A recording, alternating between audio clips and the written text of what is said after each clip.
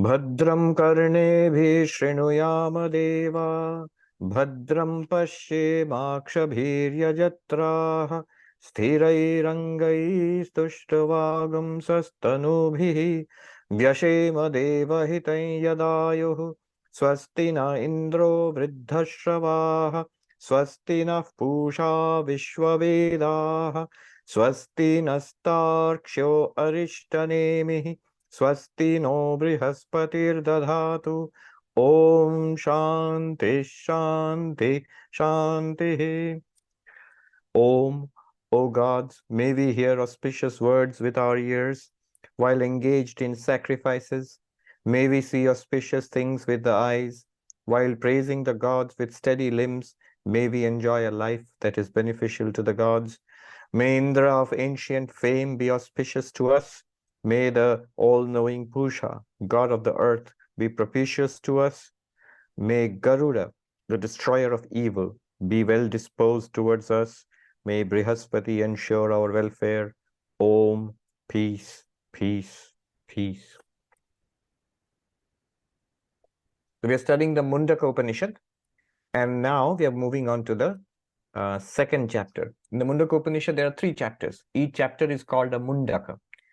And we have finished the first chapter. Each chapter has 2 sections. So we have finished the first chapter, the first Mundaka with the 2 sections. And then we are now in the second Mundaka, second chapter. What's the context here? The student, Shaunaka, had asked the teacher, Angiras, "Sir, what is that by knowing which everything can be known?" And the teacher replied, "Knowledge is of 2 kinds, the higher and the lower, the absolute or the supreme and the relative.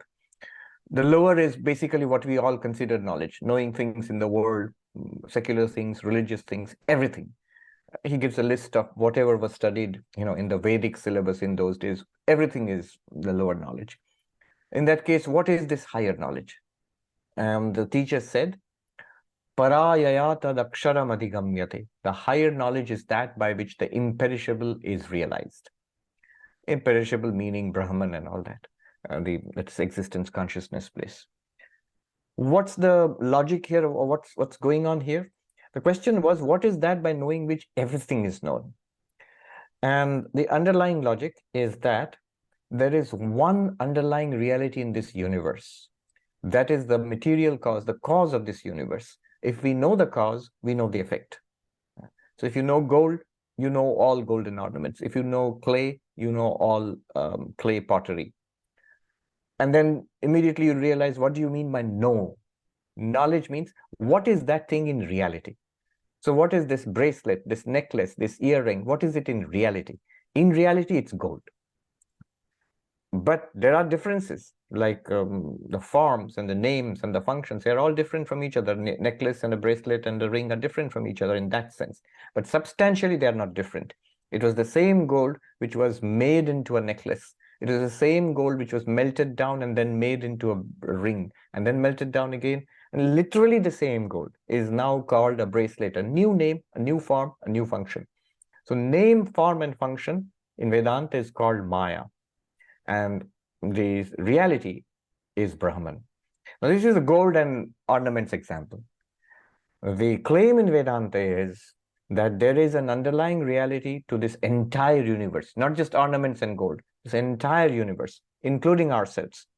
There is one underlying reality, and that with various names and forms are human beings like us, are animals and plants, are rocks and rivers and mountains and sky and earth and fire and water, all of that. Also the internal world of our thoughts, our desires, our memories, our ideas, knowledge, ignorance, all of that, there is one underlying reality. That's the claim. Just as you would know every ornament made of gold by knowing gold, you know everything in this universe by knowing this underlying reality. So that's the answer to the question. Now, what is this underlying reality and how do we know it? And we know in Vedanta, the answer will be this underlying reality, Brahman, is you. So you are basically knowing the thing by which I know everything. There the question is, how is everything known if you know one thing? If you think about it, if I know biology, I know this, knowledge about living things, but I don't know non-living things. If I know Sanskrit, I don't know English. So how is it knowledge of one thing will give you knowledge of everything? And the logic here is the knowledge of the cause will give you knowledge of all the effects. And that too, all the effects in the sense, what are those effects actually? What are the golden ornaments actually? They are gold. Will it, somebody might ask, will it give you knowledge of the details? No.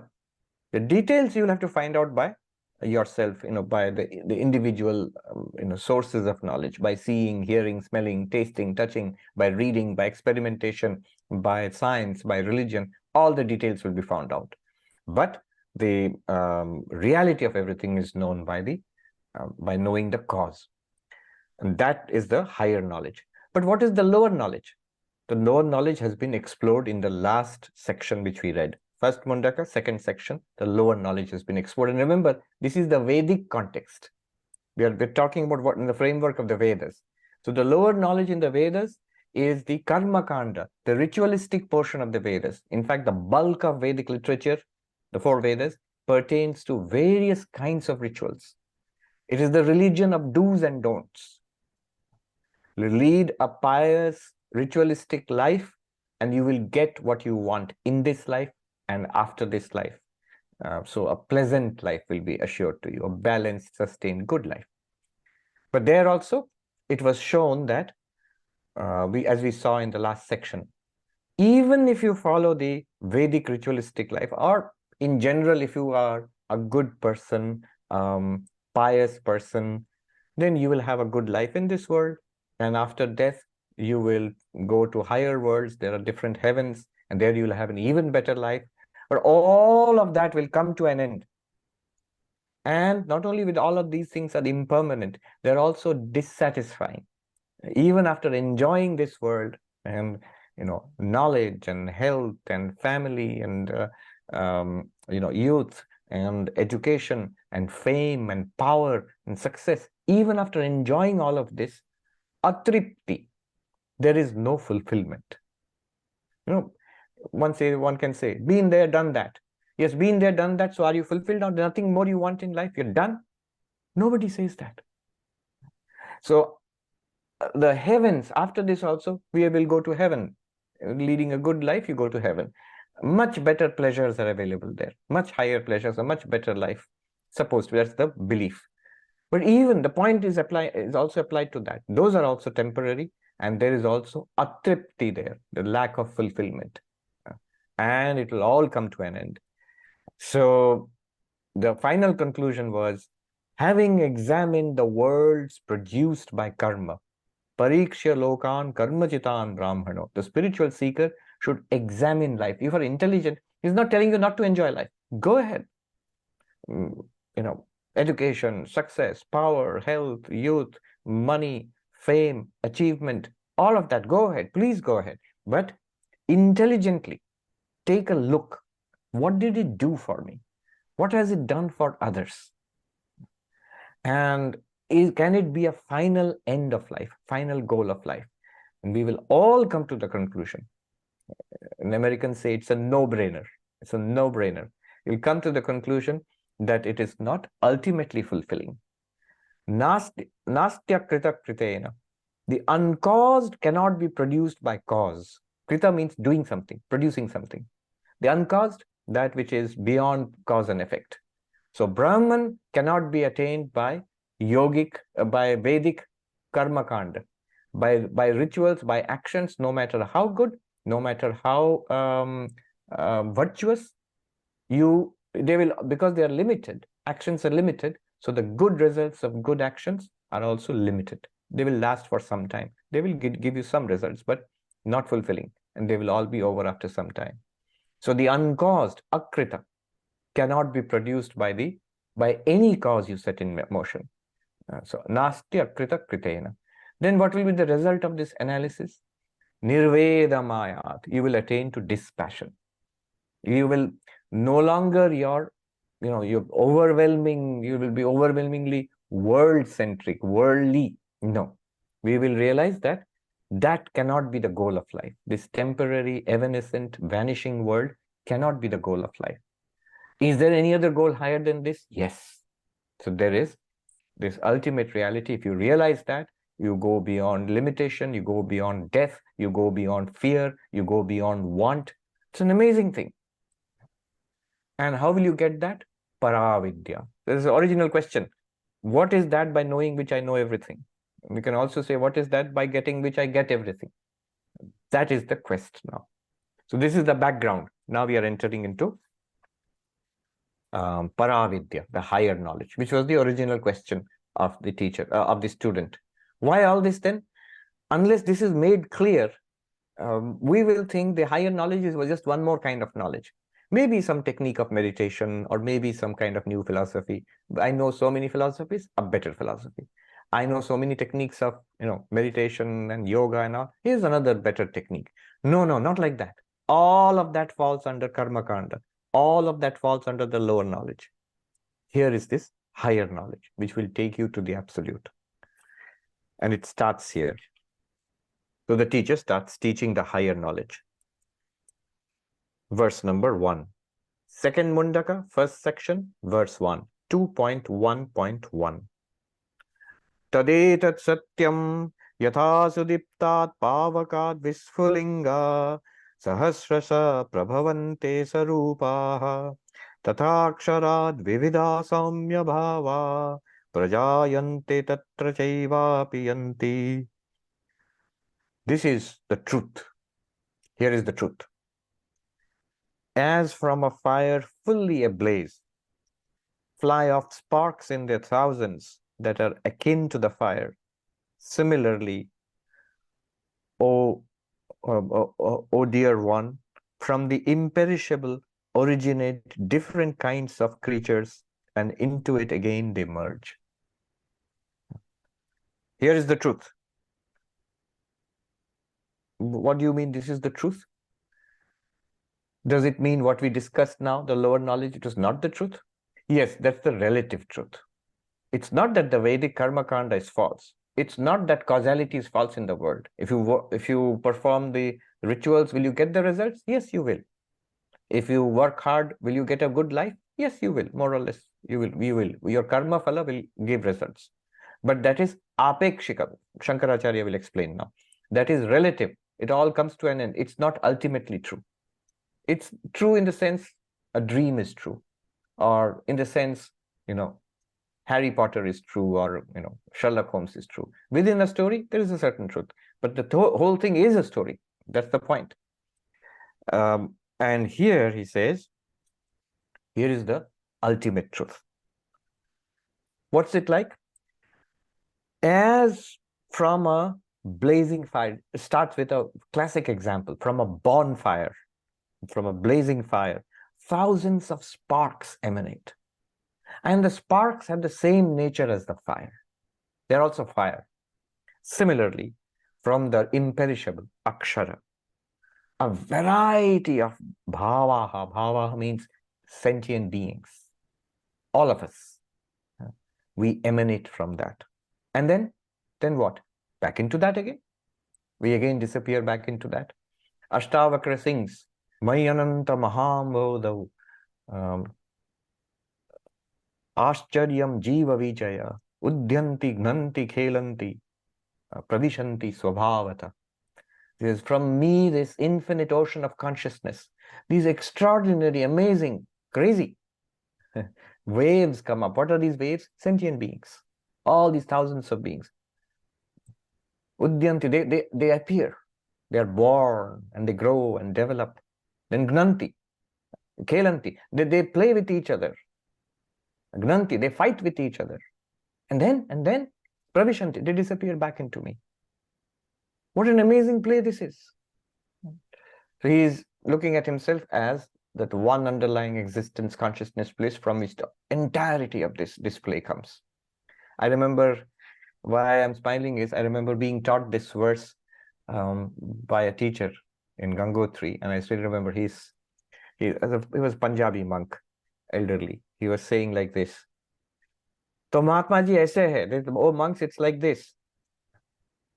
Ascharyam Jiva Vichaya, these extraordinary jivas, the sentient beings, they are born, Khelanti, and he's saying like this, I love you, I love you. And then Gnanti, fight, fight, I will divorce you, I will divorce you. And then Pravishanti, and then they die, disappear back. And so this is samsara. He's saying this.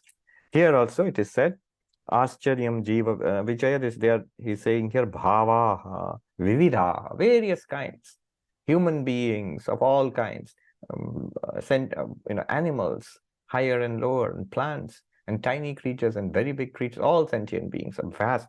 Notice, he makes no distinction between human beings, that as if we are the only sentient beings or as if we are the only ones with soul. No, all living beings are sentient beings. All beings, living beings have souls, including the tiniest of creatures. So the point here being, they all share, just like the spark of the fire has the same nature as the bonfire. Similarly, every sentient beings, no matter what the variety, what kind, what species, how happy, how sad, how developed, how primitive, all beings are pure consciousness, are Brahman, existence, consciousness, bliss. Right. Now, Shankaracharya makes some very nice observations, which I will tell you a little bit about. So the Upanishad, the teacher says, Tade tat satyam. Shankaracharya says, Apara vidyayaha sarvam karyam uktam. The lower knowledge and the effects of lower knowledge have been discussed. Where? In the section just before. What we just did, the section just preceding, the lower knowledge discussion is over. Now, Sacha samsaro yatsaro yasmat mula aksharat sambhavati yasmischa praliyate tad aksharam. That akshara, that imperishable. What is that imperishable? We don't see any imperishable here. You see samsara, this world? Yes. The essence of this world. It's like trying to explain what is gold to somebody seeing golden ornaments and doesn't know what gold is. What's this gold you're talking about? Do you see the necklace? Yes. Do you see the bracelet? Yes. Do you see the ring? Yes. The reality, that from which these ornaments have come, in which they exist, into which they disappear back again, that is gold. He says, Yatsara, what is the very essence of samsara? Your essence of your near and dear ones, the essence of your so-called enemies, the essence of the people you are indifferent to, the essence of cats and dogs and plants, essence of stars and essence of dust particles, the essence, Yatsara. Yasmat Mulad, from the source from which they have come. And Yasminscha Praliyate, and into which they will disappear again. When they die, when they're destroyed, when they're buried, where are they gone? They've gone back to where they had come from. That is called Akshara, he says. Now that Akshara will be taught. What is that Akshara? Shankaracharya says, Purushakhyam Satyam, the truth called Purusha, which was mentioned in the last verse, mantra which we did. What is Purusha? Two meanings. One is Purnam, that which is the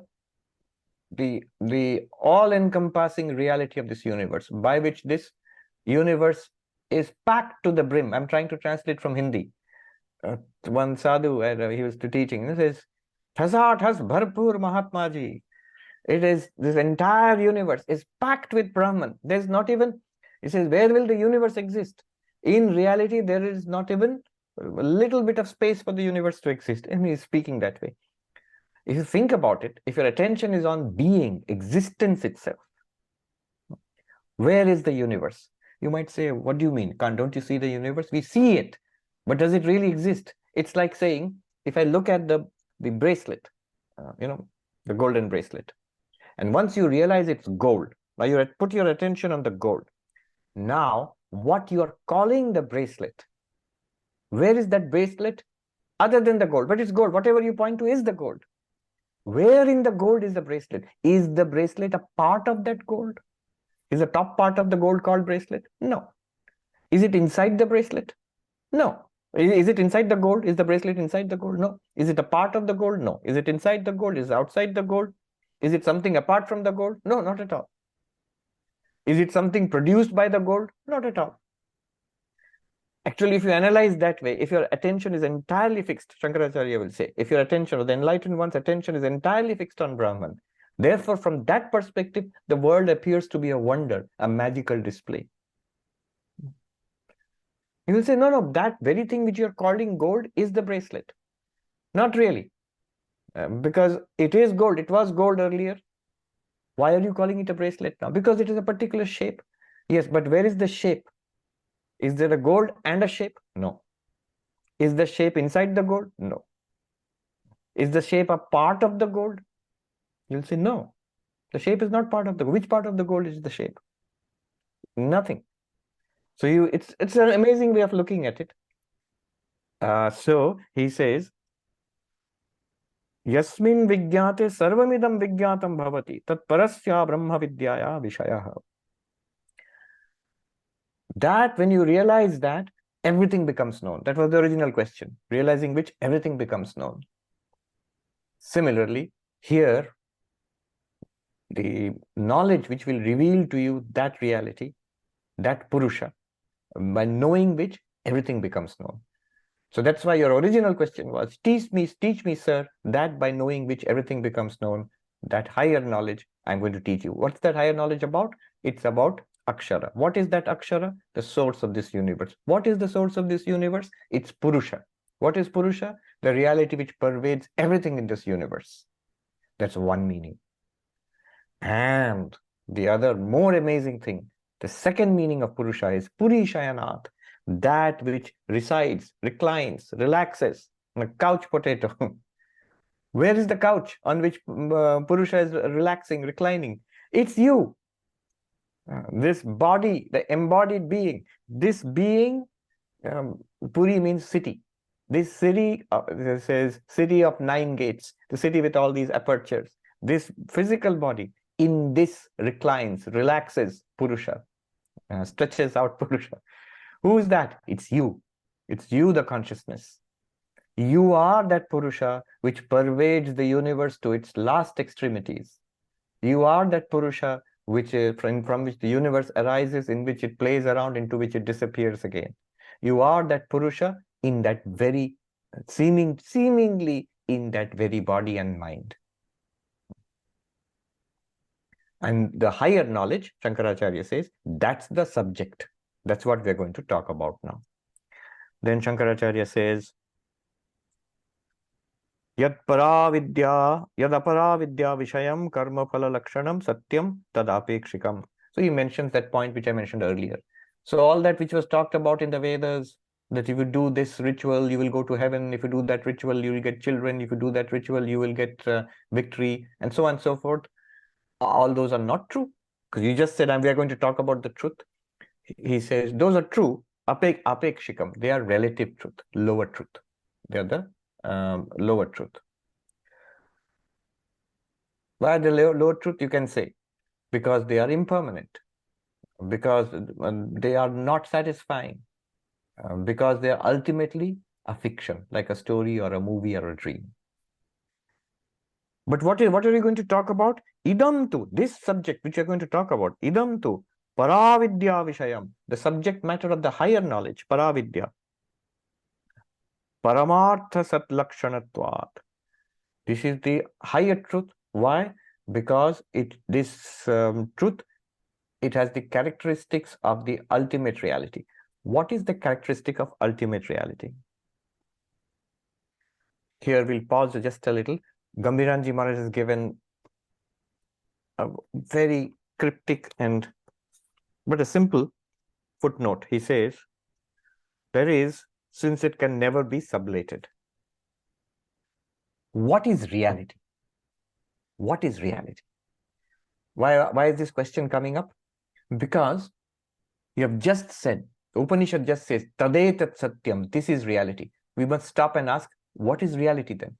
Before we go into what is real and not real, what is true and what is false, we must have a definition of reality. What criteria do you decide reality? If someone says, I see it, therefore it's real. But that's not true. You can see a snake in a rope, it's not real. You can see parallel lines meeting in the distance, that's not real. You can see blue color in the sky, but there is no blue color in the sky. We see so many things which are not real. Seeing something is not a criterion of reality. Then what is the criterion of reality? So this is a big subject in philosophy, and in ancient Indian philosophy also this was a big subject. Now, what is reality?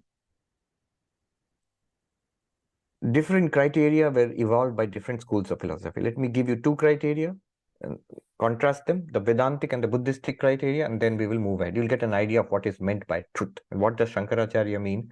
Higher knowledge shares the characteristic of ultimate truth. So what is ultimate truth?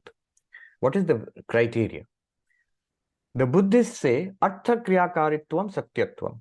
Practical efficacy is reality. I'll repeat, practical efficacy is reality. What does that mean? Something is real if it works the way it is expected to work. If it gives results the way it is expected to give results. For example, so you see water and you go near that water and drink it. What would you expect? My thirst will be quenched. It will be wet to the touch. My thirst will be quenched. It will behave like water. Practical efficacy. The object should behave the way it is supposed to behave. If you go near that water and suddenly realize it's not there, just sand in the desert, and you say that it's not water, it was not real, just looked like water, but it's what is called a mirage. So the Buddhist will say, why is the mirage water false? Because it did not quench your thirst. It did not quench your thirst. It is not wet to the touch. None of the characteristics of water were present in that mirage water, except that it looked like water. So, are you with me so far? That the Buddhist criterion is practical efficacy. If it works, then it is real. Artha Kriyakaritvam. It should give rise to the effects which are expected from it. Water will quench my thirst. Mirage water does not quench my thirst. Therefore, the Buddhist says it is false. Real water will quench I'll drink it and I will feel that my thirst has been quenched. By the way, the Buddhist said more than 2000 years ago. It was rediscovered, like many such things are, in modern Western thought. In America, the quintessential school of American philosophy, which is pragmatism. William James, Dewey, Charles Peirce, these were the great American philosophers, 19th century. They developed this, 19th and 20th centuries, they developed this philosophy of pragmatism. And what is this American philosophy of pragmatism? If it works, it's real. If it works, it's real. It's literally the same thing which the Buddhist monks developed 2000 years ago in India. Anyway, moving on. So that's the Buddhist theory of reality. If it works, it's real. Now, the Vedantins come in and they say, nope, that's not a good criterion. Why not? Suppose you go and drink water and your thirst is quenched. Would you say the water is real? The Buddhist says, yes, the water is real in that case. The Vedantist says, the next moment, suppose you wake up and you realize it was all a dream. In my dream, I was drinking water. And now I realize it was all a dream. Would you still call that water? Will you still claim, it may be a dream, but I drank water and my thirst was quenched. So therefore, my criterion is, if it works, it is real. So the water I drank in that dream was real. No. The doctors who keep insisting that you should drink more water, they will not be impressed if you tell them I drank a lot of water in my dreams. No. You have to drink your water in your waking state, not in your dream, because that is not real water. It cannot be counted. So then what is the criterion? Practical efficacy cannot be the criterion. You drank water in your dreams and your thirst was quenched, and yet it is not real. You are now admitting it could be a false thing. It could be a dream. It could be fiction. Then the Buddhist will say, all right, wise guy, what's your criterion of reality? What is the Advaitic criterion? Tell me a criterion of reality. The Advaitic criterion of reality is abhaditatvam, satyatvam. That, a trikalabhaditatvam, which cannot be sublated in the 3 periods of time. That which cannot ever be sublated. That's what Gambhiranji has just pointed. All of this is packed into those 3 words which Gambhiranji has written down in the footnote. That which cannot be sublated is real. What is sublation? Sublation is correction of error. Sublation is sublation is equal to correction of error. What do you mean correction of error? You see a snake, and then you suddenly examine it closely and realize it's not a real snake, it's a rope. So it's corrected. You see water, when you examine it, it turns out to be mirage. Oh, it's not real water. Then it's sublated. Sublated means an error has been corrected. It was not so. Shankaracharya says, Atasmin tad buddhi. What is not there, I'm seeing there. I suddenly realized it was not so. What I thought was not so. Now I know the truth. That is correction. An earlier knowledge is cancelled, shown to be ignorance, and now new knowledge comes that this is the truth. It is not Y, but it is X, like that. This is the criterion of truth. What is the criterion? Something that can never be cancelled. That alone is the truth. Something about which you will never ever get a knowledge. Oh, this is not true. I have now know the truth. I thought it is X. Now I know it is not X. That will never happen. What is the only thing for which it can never happen? For the only thing which can never be corrected. The only thing that can never be negated, never be cancelled. What's the only thing? You as consciousness, not as body. Body can be negated. It might be dreaming. One day the body will die. One day the body, you will get the feeling one day that I am not this body, out of body experience or something. Or this body is an appearance, something. But the only thing that cannot be negated is you, the consciousness, you, the awareness. Think about it. Is it possible to negate, cancel, sublate, correct that there is awareness? Correction of awareness would be, no, there is no such thing as awareness. I realized, I thought earlier there was awareness, consciousness. I existed. Now I realize there is no such thing as awareness, consciousness. I do not exist. I have now realized. On the face of it, this is ridiculous.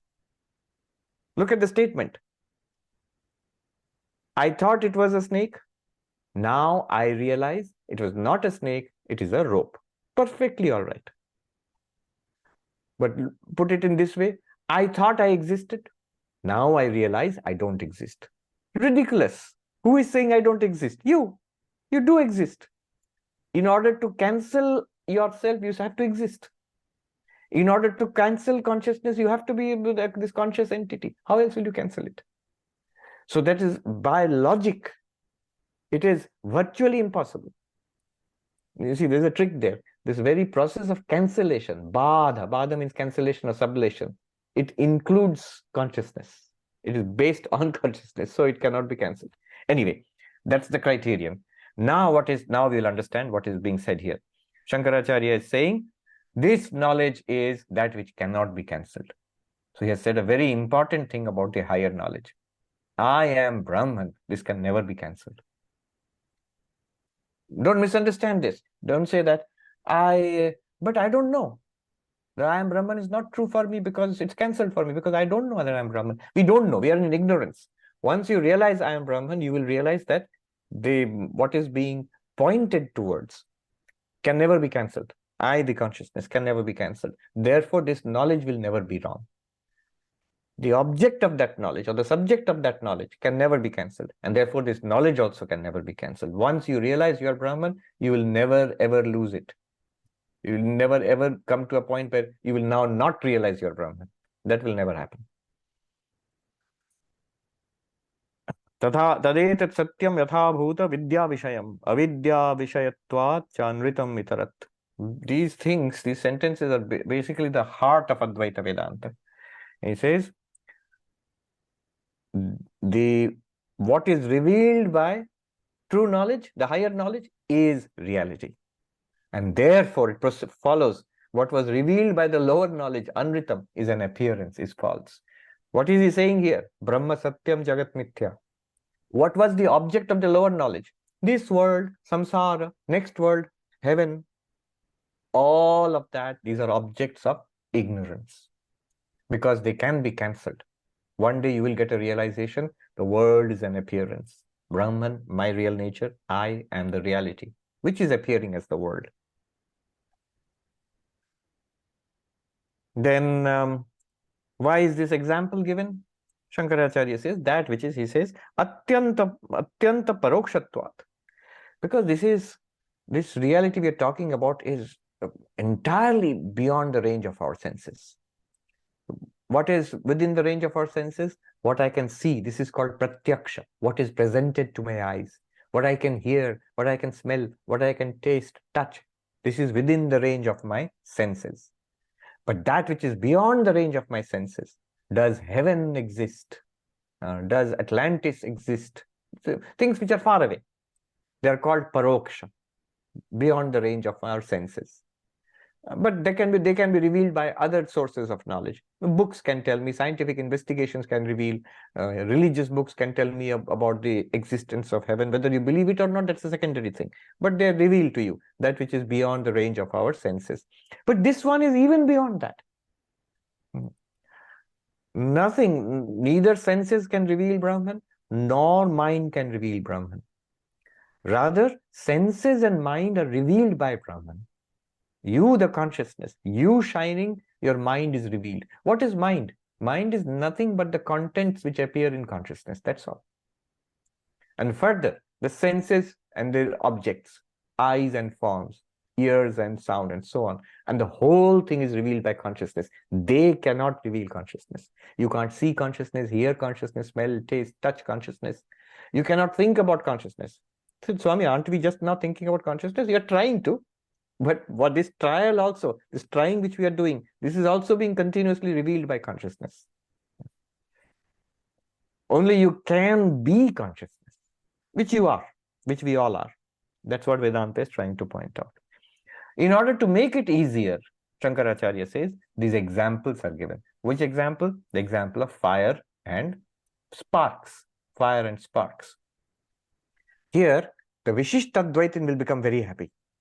See, one fire, big, sparks are tiny parts. Similarly, Vishnu is big, and we are all tiny parts of Vishnu. We are emanations from Vishnu, Narayana. We are tiny sentient beings. Part and whole, Sesha Sheshi. But Shankaracharya does not support that. He says the point is not part and whole, not big and small. He says Sarupa. He says, look at the word in the Upanishad itself. Of the same nature.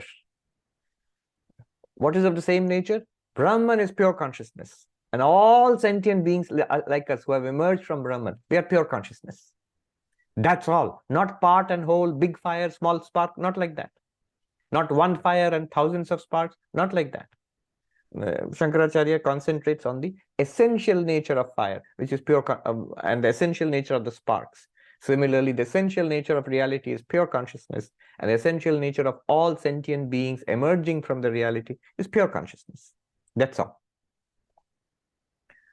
Then he gives, Shankaracharya himself gives another example. Akashadiva ghatadi parichinnaha sushira bheda ghatadi upadhi prabhedam anubhavanti. Evam, he says, just as space, vast, all-pervading space. Now you make pots, jars, pots, cups, rooms, buildings, stadium, and you see how the space seems to be divided.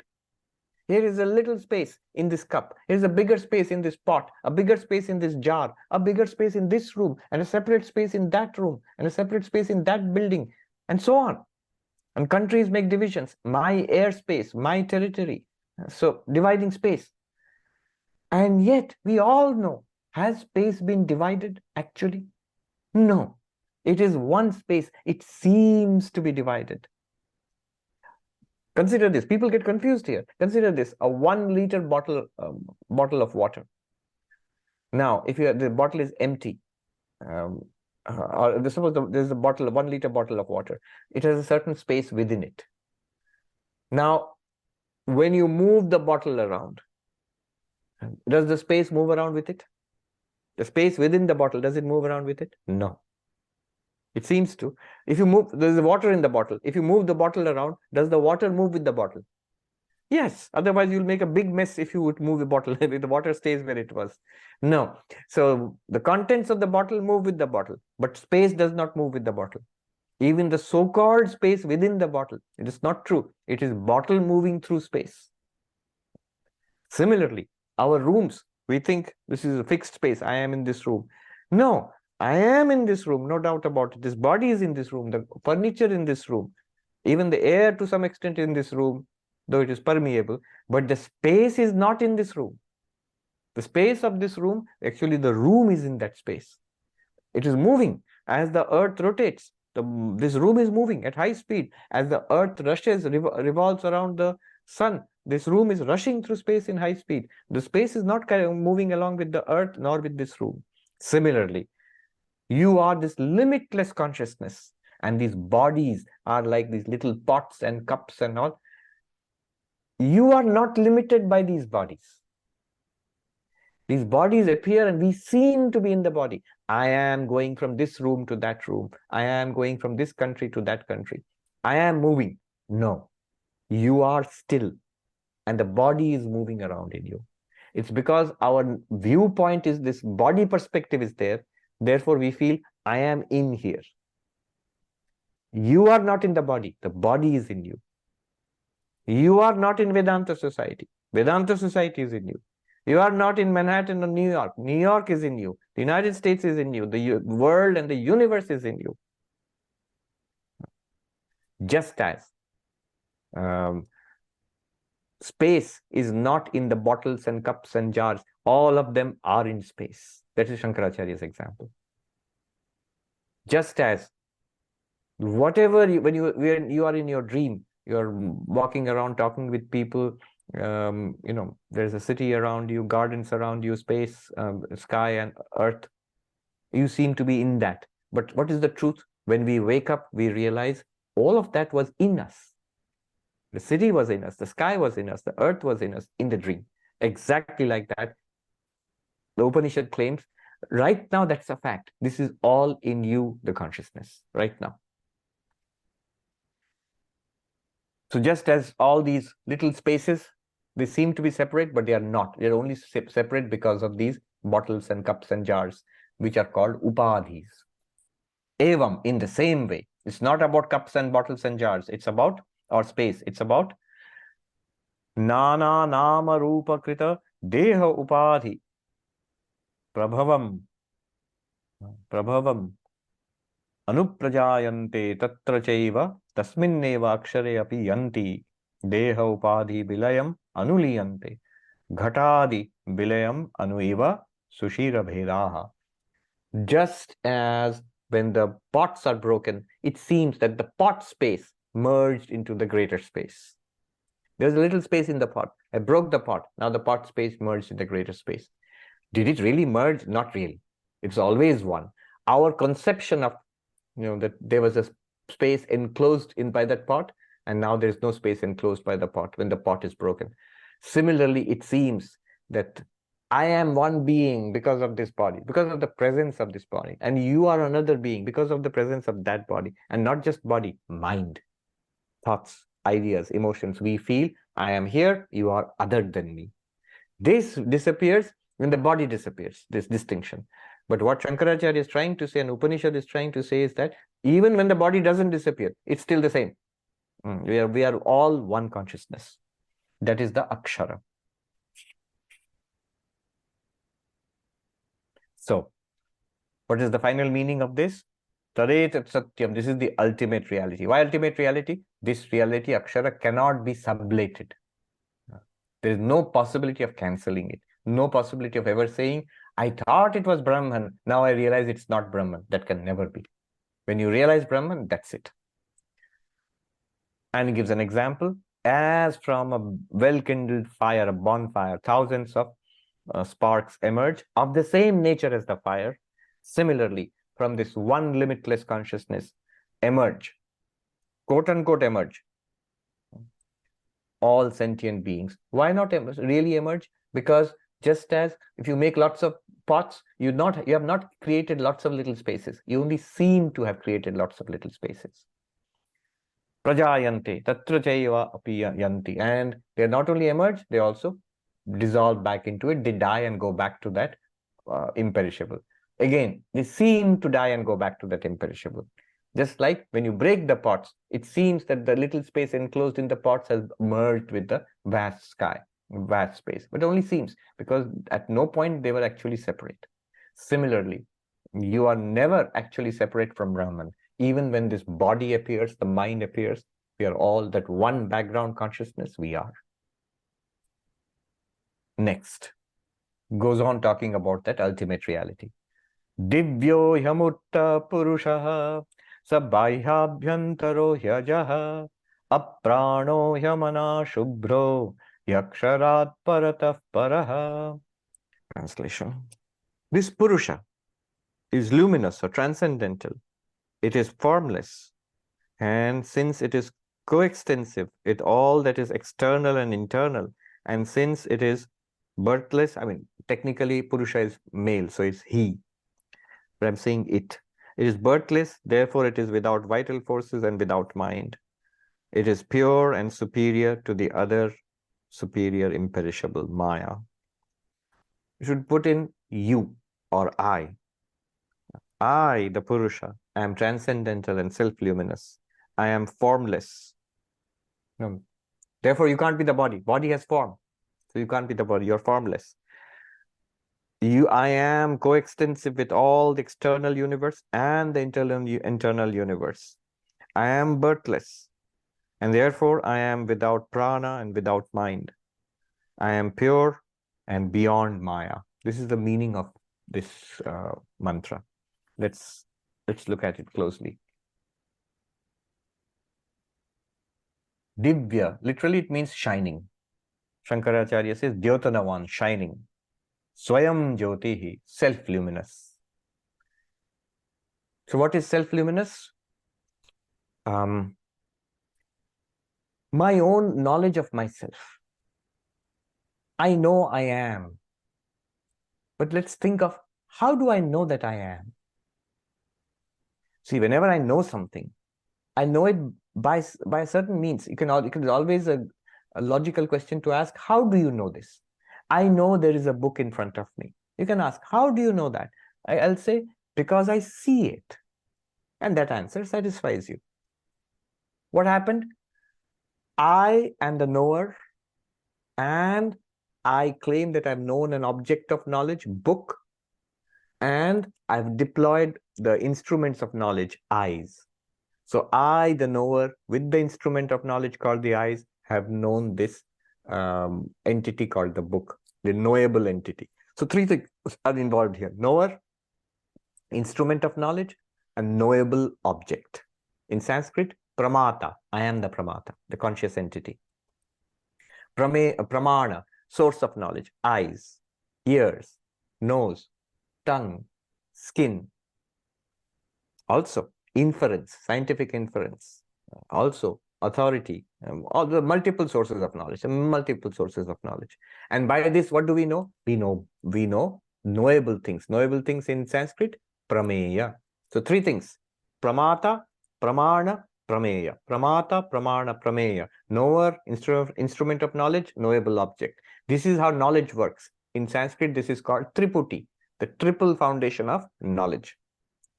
Why am I saying all this? This is how we know anything. And therefore, this is the whole field called epistemology, study of knowledge. Therefore, when you're doing philosophy like this, you can't just make any claims. I know that they, make some wild claim, any wild claim. So nowadays you will have fact checking. So what does fact checking do? It checks whether your claim is epistemologically justified. Is it justified? Knower, who is the knower? How did you know? And what did you know? These three things have to be checked. Now, all very good. But my knowledge of myself, I know I exist, and I seem to know it. How? Do I say I see myself? In a gathering, classic example, in this gathering, in a Zoom class we are there. If I'm asked if such and such person is there or not, I will take a look and say, yes, he is there or she is there. But if I'm asked, are you here? I will not take a look and say, yes, I am here. I don't do that.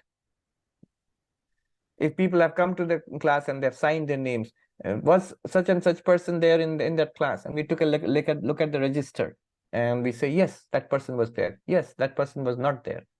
Were you there in the class? I don't take a look at the register and say, let me see, yes, my name is there, so I must have been there in the class. I don't say that. I know directly about my own presence. Then how do you know? You don't know by senses. You don't know by written record. How do you know that you are here? How do you know that you exist? Now, if it is by the usual method of Triputi, knower, organ of knowledge, and object of knowledge, then it will not work. See, if I know my own existence by knower, instrument of knowledge, and object of knowledge, what is the object of knowledge? I. Who is the knower? I. Then there has to be a separate I which knows this I. And there has to be some instrument of knowledge. But that separate I, the second self, which will know this first self, that has to be known also. For that, you will have a third self, another knower, which will know that knower. And then that one also has to be known. In this way, you will go back to what is called regressus ad infinitum, an infinite regress, which is a fault in philosophy. In Sanskrit, it is called anavastha dosha. One pramata one, knower one, will have to be known by pramata two, knower two. That will have to be known by pramata three, using some method of knowledge. So that is ruled out. That cannot be. It's logically indefensible. In that case, if we are not knowing by the method of knower, instrument of knowledge, and knowable object, then the only option is, and clearly I do know my own existence, it must be a self-revealed existence. Self-revealed existence. This is called swaprakasham. Shankaracharya calls it here Swayam Jyoti. By what light do you know your own existence? By your own light. Your own light is you, the consciousness. By awareness of awareness. This is called Divyaha. Yamurtaha. It is formless. Notice, the world has form. Form does not mean only what you see. Shapes and colors, certainly that is form. But also, sound and taste and touch and smell, they also have certain kind of forms. They have distinctive features, each one. And then ideas, memories, they all have configurations. But you, the consciousness, you are formless. What form do you have? So all forms are revealed to you, but you by yourself are formless. Purushaha, the same word which we have seen earlier. You, that consciousness in this body-mind system, which seems to illumine this body-mind system, is the same consciousness which is Purnam, which fills the entire universe, which is coextensive with the entire universe. Sabbhahyabhyantaraha. Therefore, it is coextensive with everything internal. Every thought, feeling, emotion, idea, desire is illumined, appears in that consciousness which you are. And the absence of all thoughts, feelings, desires, ideas, memories, called deep sleep, that also appears in that consciousness which you are. And the external world also is grounded in that consciousness. It derives its existence from that consciousness. So that consciousness is not only Chit, it's also Sat, being, pure being. Sabbhahyabhyantar, it is internal and external. That means internal and external universes appear in it. Yajaha, it is unborn. It is not created. It is not caused by anything. The entire universe appears because of Brahman, but Brahman does not appear because of anything else. It is unborn, uncaused. It's beyond causality. And if it is unborn, in that case, all other modifications are denied of it. Shankaracharya says, Ajo na jayate kutaschit. It is not born from anything. Therefore, sarva bhava vikaranam janimulatvat. Shankaracharya says, since all modifications in life, everything in samsara starts with origination, birth, creation, production. What are the changes? Growth, development, aging, deterioration, disease, death, or any material thing, production, then wear and tear. We say, what is it called? Depreciation, depreciation, and then destruction. All of that starts with what? Origination, birth. So the Buddhists have a typically, pessimistic attitude of this. They will say, So birth, every birthday. So therefore you're one year closer to the end. Congratulations. Birth is the start of death. Birth is the production, arising is the start of cessation. Because it's a continuous process of going towards destruction. So he says, Jani Mulatvat, because all changes, all such growth, aging, disease, death, all of them origin in birth. If it does not have birth, it is free of old age, disease, death. Consciousness, you, Brahman, you are Ajaha, unborn. So you're free of old age, disease, death also. Simple, direct claim here. So he's Ajaha, since you're uncaused, unborn. And therefore, he says, Ataha, therefore, Ajara, beyond old age. Old age, wrinkles, disaster, what's happening to me? No, you have no wrinkles. Consciousness does not have any wrinkles. Modern physics is saying that even space has wrinkles, wrinkle in space-time. Say space and time have wrinkles, but you, the consciousness, beyond space-time, beyond Maya, you have no wrinkles. Amrita, Ato Amrita, therefore, you are immortal. Not born, you will never die. Akshara, imperishable. Dhruvam, you are the unshakable reality of this universe.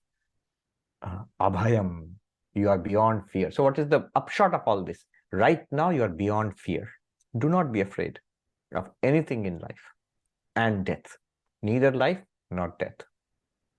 It's nothing to you. These are appearances on the screen of the movie which you are. These are dreams which appear to the, like the dreaming mind. Similarly to consciousness, the dream called life appears and the dream called death appears. You are free of both. All right. Beyond, and it does not have aprano hyamana shubhra. So Brahman is the cause of this universe. So does it have a body and a prana and a mind to create this universe? No. Brahman with the power called Maya is enough to project this universe. Aprana, without prana. Hyamana, without mind. Shubhra, pure. As it applies to us, shining in this body and mind, it shows us that we are beyond the physical body, because unborn, body is born. So if I'm unborn, I cannot be the body. Body is definitely born. Aprana, I'm not even the prana. Amana, I'm not even the mind, I'm beyond the mind. Mind includes senses and intellect also. Prana, mind includes senses and intellect. So beyond the body, beyond the prana, beyond the mind, beyond the intellect, pancha kosha vilakshana, beyond the 5 koshas. Shubhra, pure, free of ignorance. You can interpret in this way. Shankaracharya has not done that, but you can interpret in this way. Hyaja means unborn, means you are not the Annamaya kosha, the physical, the food sheet, which is born, which will die.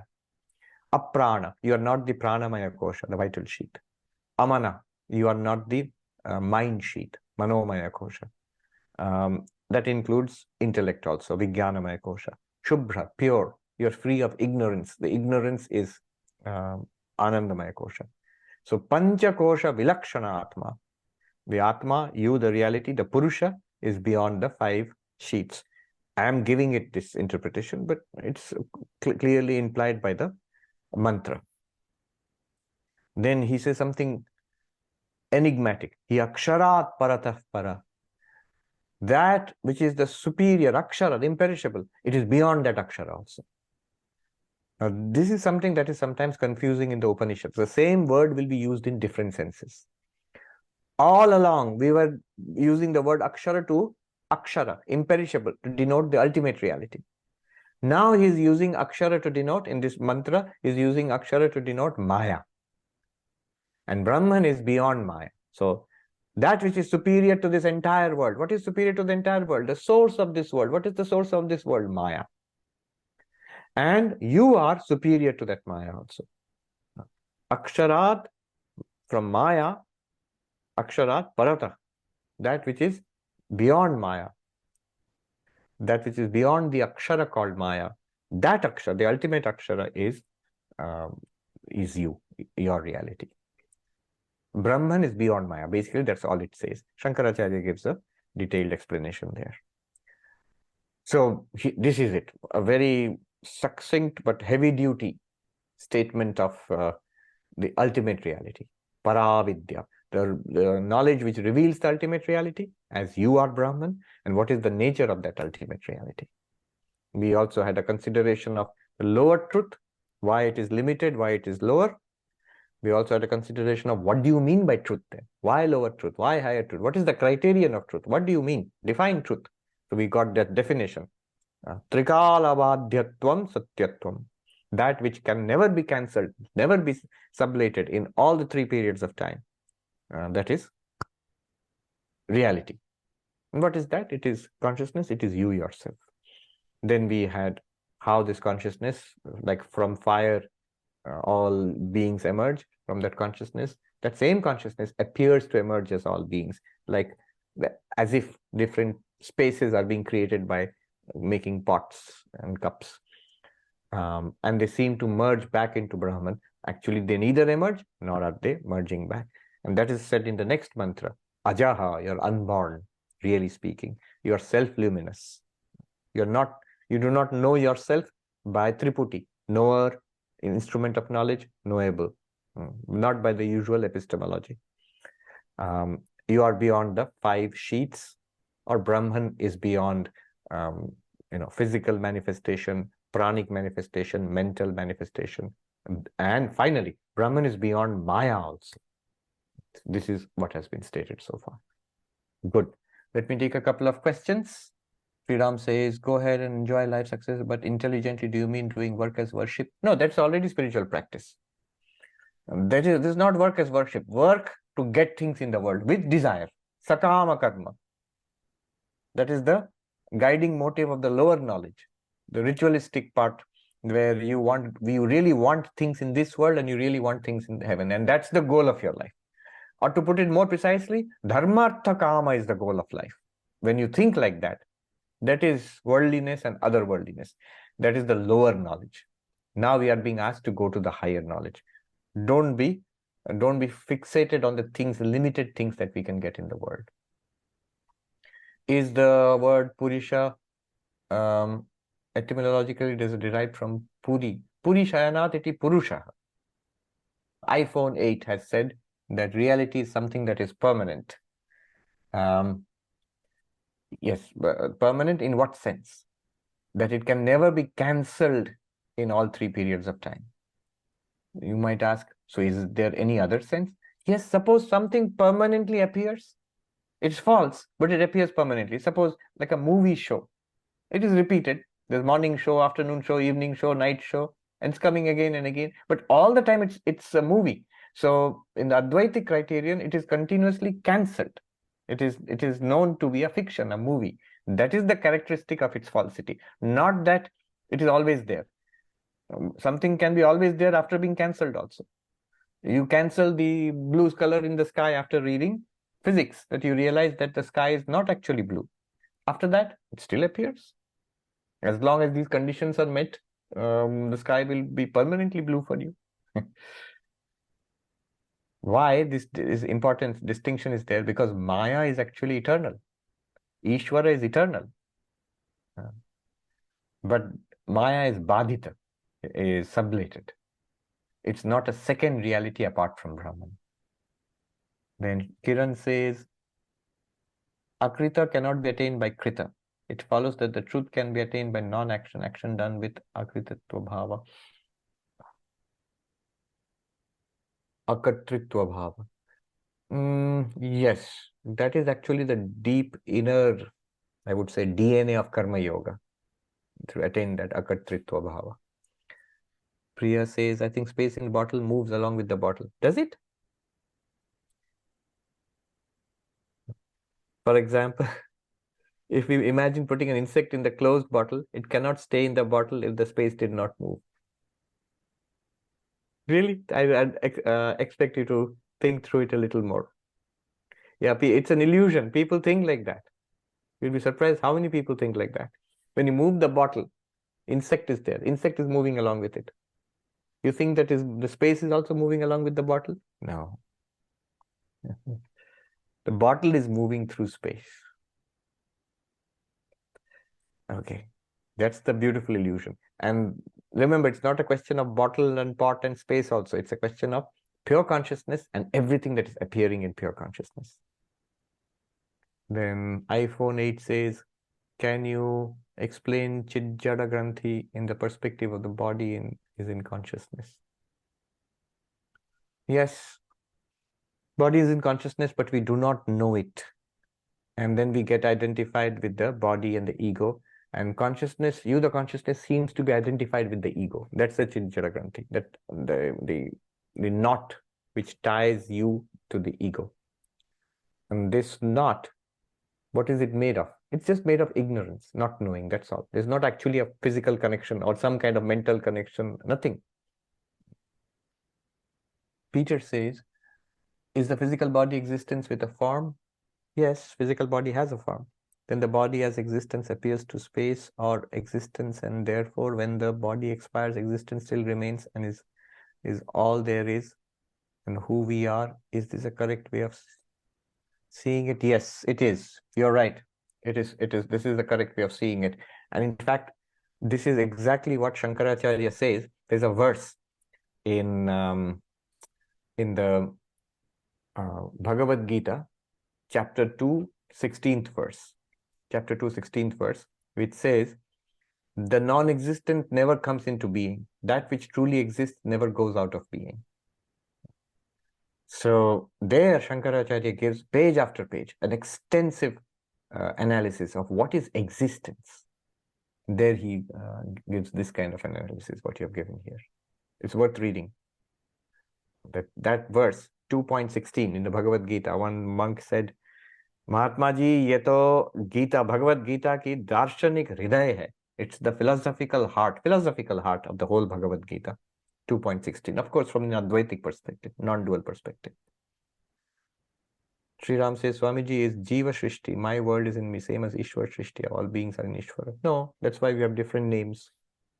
Krishan Roy says, when Shankaracharya says, whoever denies consciousness is the consciousness of the very person, the logic assumes that to affirm and deny something, we need consciousness. Buddhists do not agree with that. They do not agree with the existence of Atman to begin with. So I wonder whether a Buddhist wouldn't agree with Shankara's logic. They would not, but they don't have any good answer to it. I haven't still seen a good answer to this question. See, this whole question of sublation, correction, this is a peculiarly Advaitic idea, which I don't know what the Buddhist response to that would be.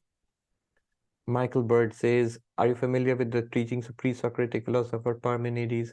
He has a strikingly similar theory of reality that seemingly multiplicity of existing things, including their forms and motion, are but an appearance of a single, immovable, formless, eternal reality being.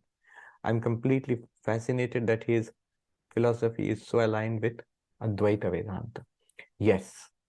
And it's amazing that you should mention it, because right now I'm reading Parmenides, and there's an excellent book. It's called Reality. And it's by, let me just quickly check. I just recently acquired that book, Reality. This is by Peter Kingsley. It's an amazing book. It's recommended by Bernardo Kastrup. And he says that these are at the root of the Western philosophy of non-duality. And these were often not understood or interpreted in various ways. These original teachings of Parmenides were lost, or they were covered over by inaccurate interpretations and translations later on. But this Peter Kingsley's idea is that if you look at the original, it's very Advaitic. It's very non-dualistic. Bhargava Tejas says, while searching for the self during self-inquiry, I don't find the self. It's like dog chasing its own tail. But when I stop, I know I'm there.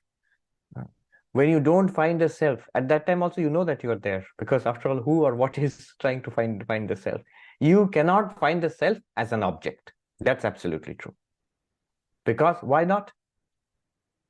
What you said here, the philosopher Hume said, the so-called self, when I search for it, I find a train of thoughts, sense impressions, ideas, memories, but I do not find anything corresponding to this idea of self. What is the self? I don't find anything. Because he's trying to find it exactly like that, objectively. Thought is an object to consciousness. Feelings and emotions are objects to consciousness. Even the ego is an object to consciousness. But consciousness itself is not an object. So if you're looking for an object, you'll never find it. Vidyaranya Swami in Panchadashi says, you will never find the self, not because it does not exist, but because it's not an object. It is that to which all objects appear. Why is Maya called imperishable? Maya is perishable, right? No. Maya is imperishable akshara in the sense that it is permanent. It's always there. Eternal. When the universe exists, it has come from Maya. When the universe dissolves, it goes back into Maya. When there's no universe, Ishvara, pure consciousness plus Maya exists. However, what Advaita says is, though Maya is always there, it's not really an existence by itself. It's like the blue color in the sky. It's an eternal appearance, but it's always sublated. So time itself is sublated. Space itself is sublated. In that sense, Maya is imperishable but sublated, that it is not ultimately not there. Ultimately, the only reality is Brahman. So it's like the blue color in the sky. As long as the mirage in the desert, as long as these conditions are there, even after you realize the sky is not really blue, it will still be blue. It will still appear to be blue forever, without actually being blue. Anuradha says, is Akshara and Kshara, Maya and Brahman. Akshara is these physical bodies which are destructible. Kshara means destructible. This entire universe. Beyond that is Maya. One way of referring to Maya is Akshara.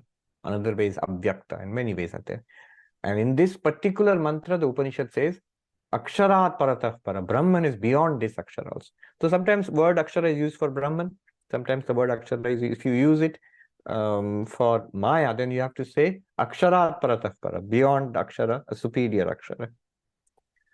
Aditya Mahadevan says, we say body is in consciousness. When I close my eyes to observe and inquire, I feel like I'm an observer inside this body, specifically somewhere behind my eyes. Is that just the mind of the ego? Absolutely. It's the mind of the ego. And it's very natural we feel this, that I am centered in this body. All the senses, not only body, in the head, as you said, somewhere behind the eyes, is very natural. The head, there are eyes here, the nose and the ears and the tongue, so much, and sensitive skin in the face. So much of our sensory input is from this portion of the body. So we very naturally feel we are located somewhere here. But only one little bit of analysis will show this is wrong. I am located somewhere here. Do you feel it? Yes. To what is this feeling coming? You say, I am here. From here, I know everything. I'm an observer. I know everything. This is the feeling we get. But this feeling itself is appearing to you. Who is that you to whom this feeling is appearing? You will never be able to objectify it. That's a pointer to the real self. Om Shanti Shanti Shanti Harihi Om Tat Sat Shri Ramakrishna Arpanamastu.